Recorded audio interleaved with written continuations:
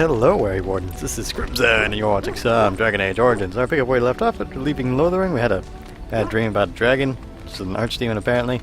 We got Liliana and Stein to join us. They're here. Alistair's being Alistair. He's gonna be sitting here for a while, I imagine. Just stay here. Don't even come with us, Alistair. Just go home. Just go home. Well, you're a quest, so hey, you two. It's good to see you, my timely rescuer. Bodon Fennick, at your service once again.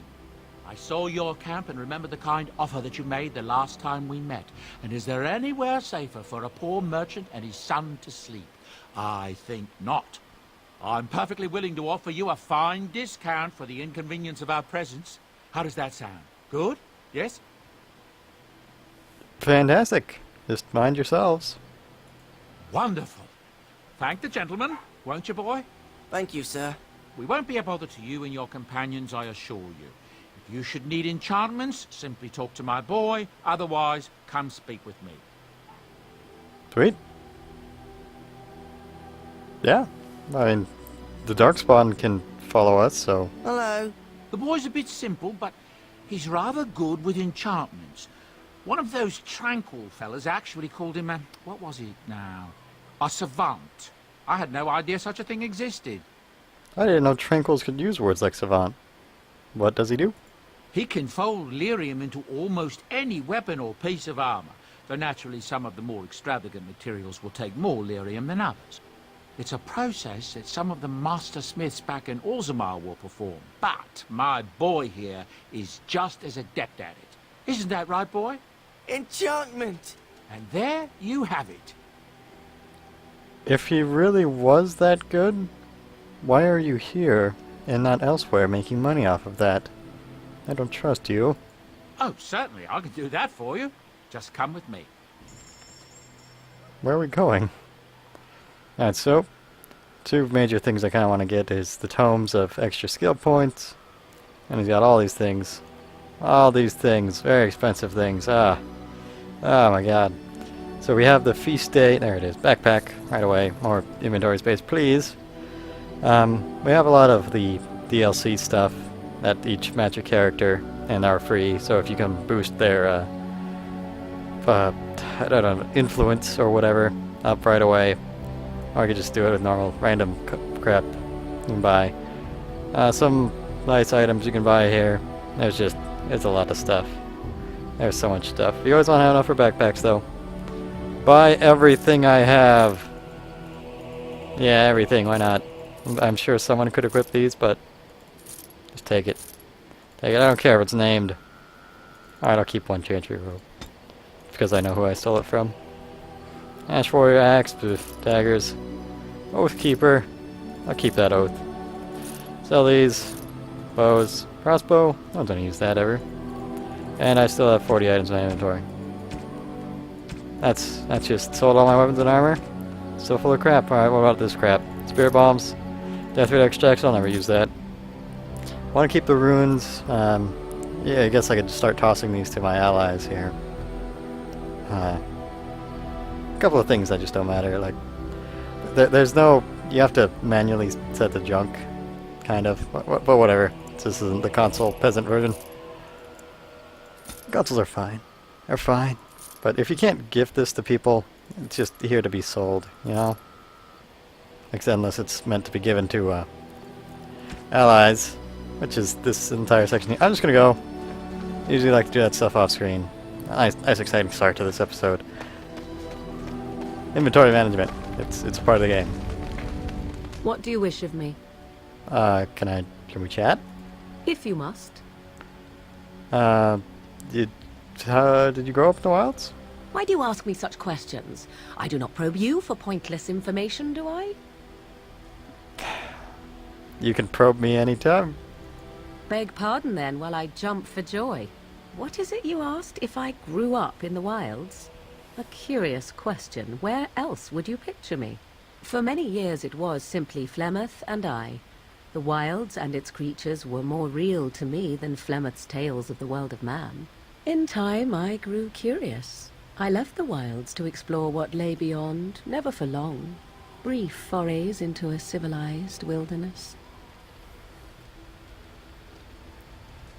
And you remained unnoticed? For the most part, Flemeth taught me well. For all that I had been taught, however, the truth of the civilized lands proved to be overwhelming. I was unfamiliar with so much. So confident and bold was I, yet there was much that Flemeth could never have prepared me for. Very daring. That sounds just like you. Equal parts daring and foolhardy, perhaps. Only once was I accused of being a witch of the wilds, and that by a chastened who happened to be travelling with a merchant caravan. He pointed and gasped, and began shouting in his strange language, and most assumed he was casting some curse upon me. I acted the terrified girl, and naturally, he was arrested. I wish I could be the terrified girl. Well, that was quick thinking. Men are always willing to believe two things about a woman. One, that she is weak, and two, that she finds him attractive. I played the weakling and battered my eyelashes at the captain of the guard. Child's play. The point being that I was able to move through human lands fairly easily. Whatever humans think a witch of the wild looks like, 'tis not I. Not that I did not have trouble. There are things about human society which have always puzzled me, such as the touching. Why all the touching for a simple greeting? You'd rather sniff other people's butts? Like, really? Well, man, I'm never going to be able to be confident if she ever calls me attractive. To begin with, yes. What is the point of touching my hand? I find it an offensive intrusion. There were many nuances that Flemeth could never tell me of. When to look into another's eyes. How to eat at a table. How to bargain without offending. None of these things I knew. I still do not understand it all, truth be told, but then I gave up long ago any hope of doing so. When I returned to the wilds last, I swore to Flemeth that I had no intention of leaving again. Yet here you are. Yes, here I am. Well, let's get on with it before the ground opens up and swallows us, yes? Ah. That's potions you have there. In the tent? Do you set this up every time we make camp?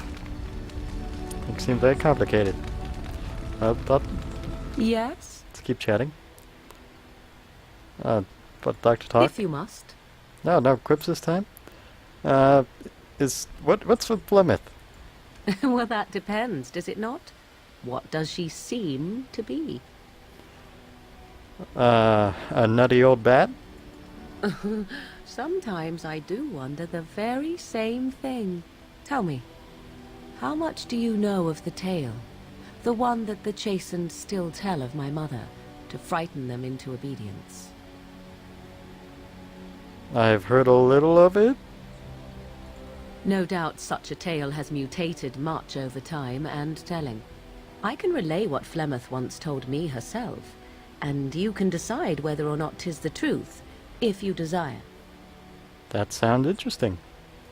As the tale is sung by the bards, there was a time when Flemeth was young and beautiful, a fair lass in a land of barbarian men, the desire of any who saw her. Just how long ago was this? Many centuries, before this land was even named Ferelden. The tales say that Flemeth fell in love with Osen the bard, and fled the castle of her husband, the dread Lord Conabar, and that he swore vengeance for her infidelity. In truth, my mother claims that 'twas Osen who was her husband, and Conabar the jealous lord, who looked on from afar. Lord Conabar approached young Osen and offered him wealth and power in exchange for his lovely wife, and Osen agreed. Huh. That is... okay. He sold his wife to another man. The life of a bard is a poor one, and love fades in the wake of hunger. 'Twas Flemeth who suggested the arrangement. All would have been well had Lord Conabar kept his end of the bargain. But he was a foul man who bargained with coin he did not possess. Osen was led off to a field and slain, left for dead. Flemeth spoke to the spirits and learned of the deed, and swore revenge. See, now that sounds like a lord. Why do you pay one guy for his wife? Just kill the guy, take the wife. But she can speak to demons? Actually, that seems more important. Spirits first, and 'twas they who slew Conobar. Flemeth did not turn to the demon until much later. Lord Conobar's allies chased Flemeth, you see. Chased her to the wilds, and there she hid. There she found the demon, and he made her strong. The legends all speak of the great hero Cormac, he who defeated Flemeth and her great army when she invaded the lowlands centuries later. All lies. Which is the lie? The truth of the matter is that there was never an invasion. As Flemeth tells it, the Chastened never raised an army under her banner, and she never fought with any warrior named Cormac. Cormac led a brutal civil war against his own people, and later claimed it was to vanquish evil that had taken root amongst the lords. Thus, he was hailed a hero. Flemeth was only attached to the legend much later. Perhaps 'twas due to the great war with the Chastened that eventually came, but Mother claims not to know how it began. This lord guy sounds pretty neat. Do you believe this story? I do not believe everything that Flemeth claims. Oft it seems her bitterness has coloured her memories. But on the whole, yes, I believe this tale, if not all. Huh. How has she lived for so long, then? The demon within her has transformed her into something else. An abomination, perhaps some would say. I know not. I only know my mother is clever, and she is part of the wilds as it is part of her. But she is no immortal. She bleeds. A blade in her heart would kill her like any other, were it lucky enough to find her. What are you saying? Also, how do I want one of these immortal demons? Did she have any other daughters? You ask if I have sisters. I have asked of this myself. The stories tell of many witches of the wilds, after all, not just the one. And these tales existed long before I did. Flemeth refuses to speak of other daughters, if they existed. So, should I believe I am her first? I doubt that too. Why wouldn't she talk to you about them? The Chastened tell of a falling out between Flemeth and her daughters. They say that one day she hunted them all through the wilds and ate their hearts. It may be true. I have never seen another witch or heard of one. Perhaps one day Flemeth will eat my heart as well. That's kind of grim. But hey, if I could eat hearts and be immortal, I might. Maybe. No. Yeah. Aren't abominations usually ugly? How often is this usually? Always? If not always, then when is it not true? There are more things in this world and the next than you or I could ever hope to understand. What Flemeth became is a mystery. I suspect, even to her. Well, thanks for the story. Flemeth tells it with far more embellishment than I, but you are welcome. Dare I ask of your own mother? Few are abominations of legend, 'tis true, but I find myself curious, nevertheless. Ha! Probing me. There's nothing really to say. I kind of spawned into existence at whatever age I am now. I see. I find myself a little envious, to tell the truth. But it matters not. Let us move on. Will do. Thank you. Let's chat with someone else. How about Liliana? You're naked. Let's have a naked talk. Yes? I'd like to talk. Well, here I am. So, how was life in the Chantry? Did you usually get to be naked? Quiet. It was a life suited for contemplation. In the cloister, away from the fuss and the flurry of the cities, I found peace. And in that stillness, I could hear the Maker. But it was not perfect. Some of my Chantry fellows were condescending. That is the nature of religious folk, I suppose. You're nuts. Condescending, were they? When I talked about my beliefs, that the Maker reveals himself in the beauty of his world, they treated me with disdain. They want to believe that he's gone, so that when he turns his gaze on them, it means they are special, chosen. He cannot possibly have love for all, the sick and the weary, the beggars and the fools. What did you say to them? What can I say to them? What they believe is what the Chantry says, and the Chantry is infallible, yes? Maybe I am wrong. But it is the Maker's place to decide if I am worthy, not men, not the Chantry. But there is work to be done, and I have talked enough for now. I'm out of here, crazy lady. Sten, I don't know, be a rock or something. Why are we stopping? I think I should get to know you. We're working together. There are darkspawn to be fought. Is this delay needful? I need to know if I can trust you at my back. I am Kunari. I have given my word to aid you. We are not people of idle promises. I've never seen a kunai before. No.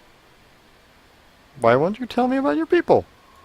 People are not simple. They cannot be summarized for easy reference in the manner of... The elves are a lithe, pointy-eared people who excel at poverty. Okay. What about your army training? Can you tell me about that? I am. Have you fought in a war? I have always fought in war, human. Alright. Are you good at war? What do you mean by that?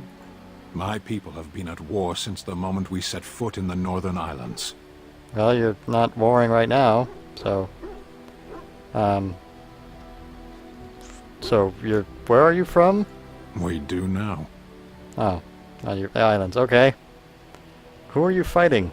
The enemy is everywhere. The jungle itself. Vipers, hunting cats. Even some of the flowers can kill the unwary. And always there is the Imperium. And the Talvashoth. Okay, you're at war with the planet itself. So, that's quite an interpretation.